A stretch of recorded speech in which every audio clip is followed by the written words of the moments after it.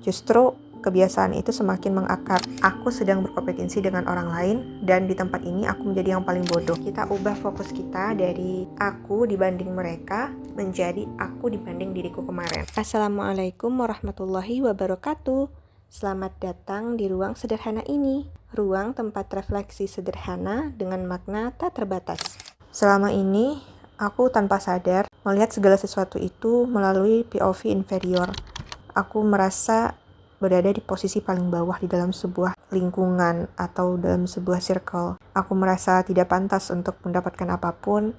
Aku merasa bodoh. Ada orang yang lebih pintar dari aku, mereka lebih layak untuk mendapatkannya. Dan perasaan-perasaan seperti ini selalu aku rasakan, mulai dari saat aku kuliah sampai dengan sekarang aku bekerja. Dulu saat kuliah aku berteman dengan orang-orang yang juga punya masalah yang sama denganku, sehingga tidak ada yang menyadarkan kami untuk bisa menghilangkan kebiasaan buruk seperti itu. Justru kebiasaan itu semakin mengakar dan menjadi identitas diriku. Saat aku berada di suatu tempat dan berada di lingkungan orang-orang yang lebih pintar dari aku, yang lebih hebat dari aku selalu merasa tidak percaya diri. Aku nggak berani untuk mengeluarkan pendapatku. Aku nggak berani untuk bertanya, karena aku merasakan bahwa lingkungan atau tempat ini adalah sebuah kompetisi.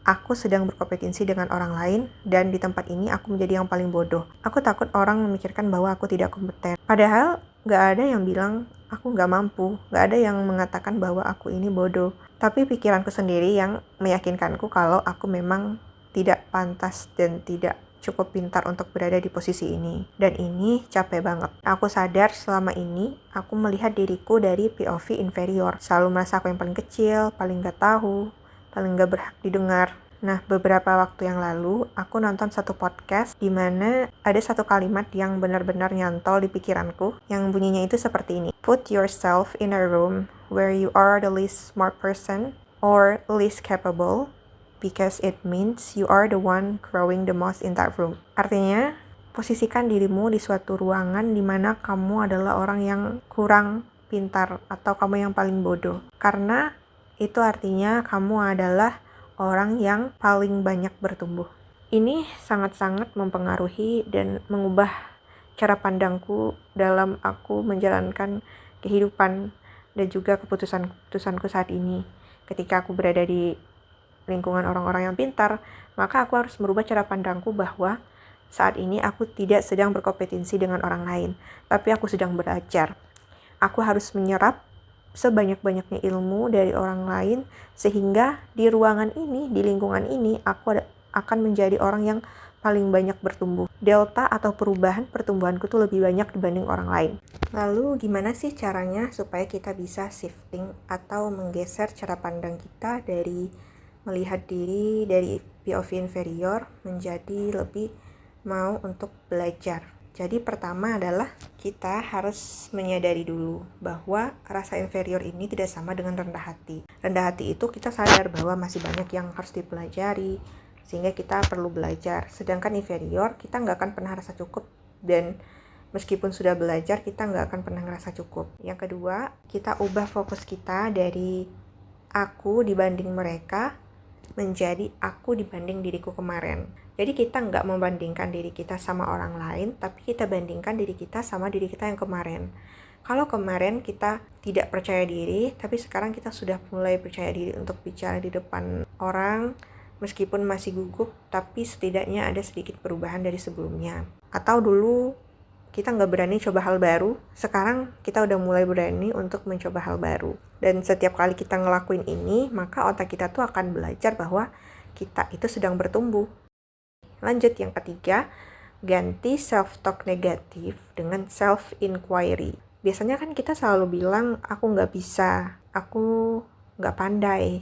Tapi kita bisa ubah jadi pertanyaan kayak gini. Aku belum bisa, tapi aku bisa mulai dari mana ya? Kalau misalnya aku belajar pelan-pelan, kira-kira aku bakal ngerti nggak ya? Nah, pertanyaan-pertanyaan ini bisa memicu otak kita buat mencari solusi, bukan menyerah. Dan dari sinilah curiosity itu muncul gitu. Perasaan ingin tahu gimana caranya untuk merubah sesuatu atau melakukan sesuatu. Bukan langsung bilang aku nggak bisa, tapi kita kasih pertanyaan ke diri kita. Kalau misalnya kita belum bisa, Kita mulai dari mana ya untuk bisa ngelakuin ini? Yang keempat, melatih curiosity with humility. Maksud dari curiosity with humility ini adalah kita pengen tahu, tapi perasaan ingin tahu ini bukan untuk show off pengetahuan baru yang kita dapatkan, tapi tetap dengan kerendahan hati. Terkadang kita tuh bertanya ke orang lain untuk menunjukkan bahwa kita tuh bisa, kita pintar.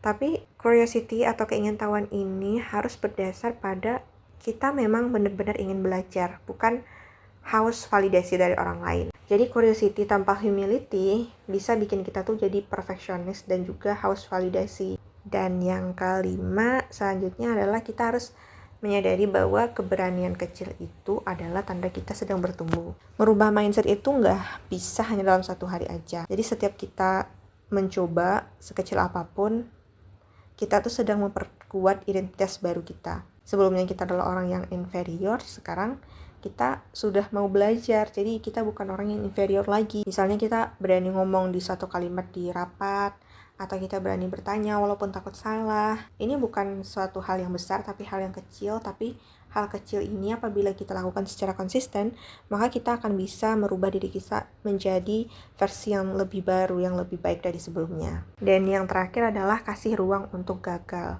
Rasa inferior ini seringkali muncul saat kita tidak memberi ruang untuk diri kita untuk berbuat salah. Padahal kan orang-orang yang hebat di luar sana juga pernah gagal gitu.